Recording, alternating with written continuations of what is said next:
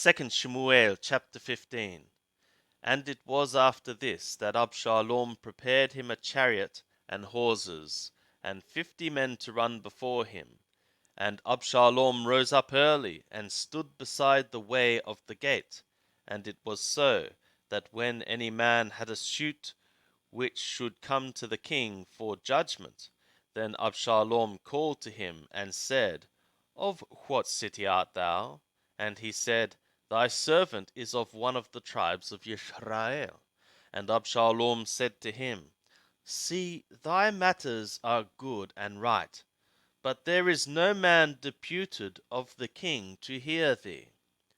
Absalom said moreover, O that I were made judge in the land, that every man who hath any suit or cause might come to me, and I would do him justice. And it was so, that when any man came near to do him obeisance, he put forth his hand, and took hold of him, and kissed him. And on this manner did Absalom to all Israel that came to the king for judgment. So Absalom stole the hearts of the men of Israel. And it was at the end of 40 years that Absalom said to the king, I pray thee, let me go and pay my vow, which I have vowed to Yahweh in Hebron. For thy servant vowed a vow, while I abode in Geshur in Aram, saying, If Yahweh shall indeed bring me again to Jerusalem, then I will serve Yahweh. And the king said to him, Go in peace. So he arose and went to Hebron. But Absalom sent spies throughout all the tribes of Israel, saying, As soon as ye hear the sound of the sounding horn, then ye shall say, Absalom is king in Hebron. And with Absalom went 200 men out of Jerusalem that were invited, and went in their simplicity, and they knew not anything. And Absalom sent for Ahithophel the Giloni, David's counselor, from his city, even from Gilo, while he was offering the sacrifices. And the conspiracy was strong, for the people increased continually with Absalom. And there came a messenger to David, saying, The hearts of the men of Israel are after Absalom. And David said to all his servants that were with him at Jerusalem, Arise, and let us flee, for else none of us shall escape from Absalom. Make speed to depart, lest he overtake us quickly, and bring down evil upon us, and smite the city with the edge of the sword. And the king's servants said to the king, Behold, thy servants are ready to do whatsoever my lord the king shall choose. And the king went forth, and all his household after him. And the king left 10 women that were concubines to keep the house. And the king went forth, and all the people after him, and they tarried in Beth Merhak. And all his servants passed on beside him, and all the Kerethim, and all the Pelethim, and all the Gettim, 600 men that came after him from Get, passed on before the king. Then the king said to Hittai the Getti, For what reason goest thou also with us? Return and abide with the king, for thou art a foreigner, and also an exile. Return to thy own place. Whereas thou camest but yesterday, should I this day make thee go about with us, seeing I go whither I may? Return thou, and take back thy brothers. Mercy and truth be with thee. And Ittai answered the king and said, As Yahweh liveth, and as my lord the king liveth, surely in what place my lord the king shall be, whether for death or for life, even there also will thy servant be. And David said to Hittai, Go and pass over.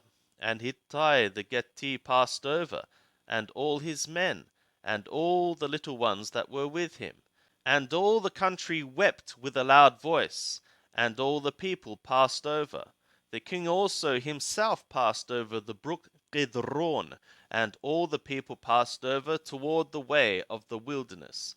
And lo, Zadok also came, and all the Leviim with him, bearing the ark of the covenant of God. And they set down the ark of God, and Abiathar went up, until all the people had done passing out of the city. And the king said to Zadok, Carry back the ark of God into the city. If I shall find favor in the eyes of Yahweh, he will bring me again, and show me both it and his habitation. But if he say thus, I have no delight in thee, behold, here am I, let him do to me as it seemeth good to him.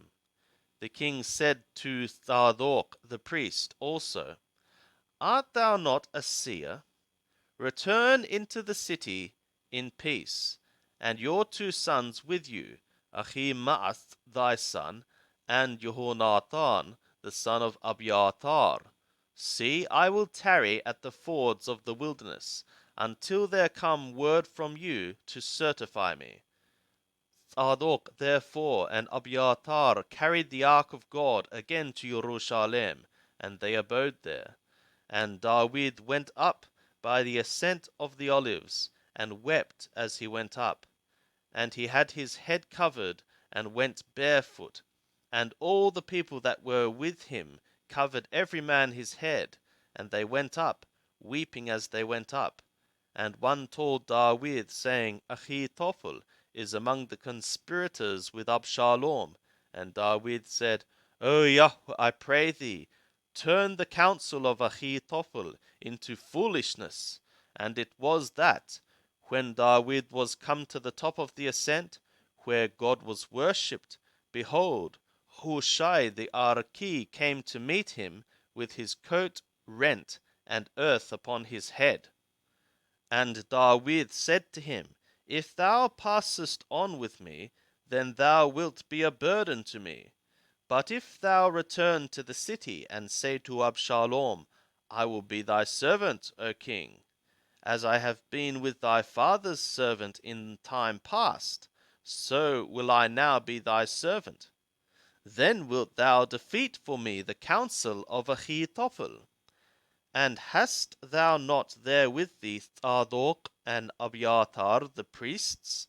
Therefore it shall be, that what thing soever thou shalt hear out of the king's house, thou shalt tell it to Zadok and Abiathar the priests. Behold, they have there with them their 2 sons, Ahimaaz Zadok's son, and Jehonathan Abiathar's son, and by them ye shall send to me everything that ye shall hear. So Hushai, David's friend, came into the city, and Absalom came into Jerusalem.